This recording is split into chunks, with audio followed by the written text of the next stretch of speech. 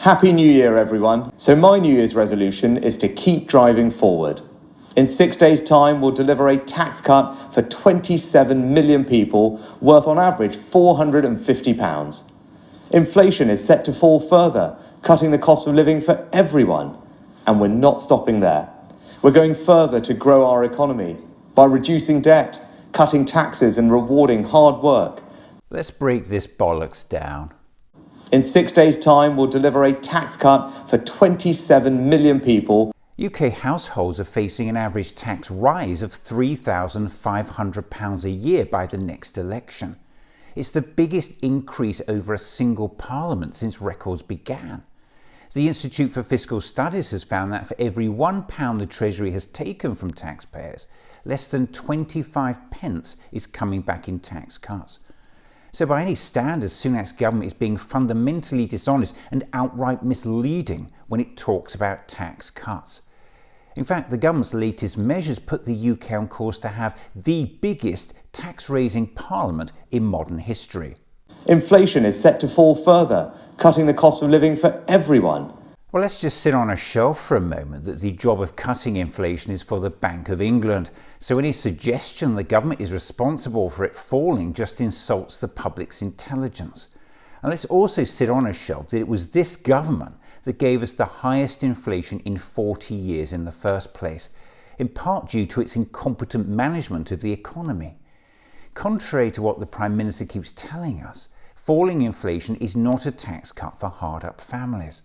Falling inflation just means prices are rising more slowly than they were before. It does not mean that price levels are actually falling.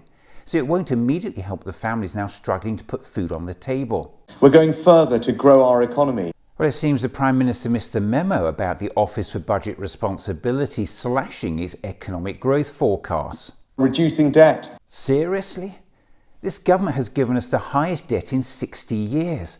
Latest figures barely make a dent in that. And rewarding hard work. Real wages in 2024 are forecast to be lower than they were in 2006. Just think about that. A decade of wage stagnation under Conservative governments means work does not provide a guaranteed route out of poverty in this country. In fact, never in living memory have families got so much poorer over a single parliament. 42% of people on universal credit are now in work. A staggering 68% of working age adults in poverty live in a household where at least one adult is in work. A staggering 71% of children growing up in poverty now live in a household where at least one person works. And relative poverty rates among working households increased from 13% in 1997 to 17.4% in 2021. And we're not stopping there. Well, that's certainly true. They've locked millions of people out of the electoral process, a blatant act of voter suppression by the government. They've stripped back our right to protest, limited our rights to judicial review, and robbed millions of workers of their democratic right to strike.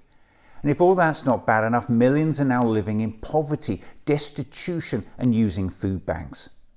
Happy New Year, everyone.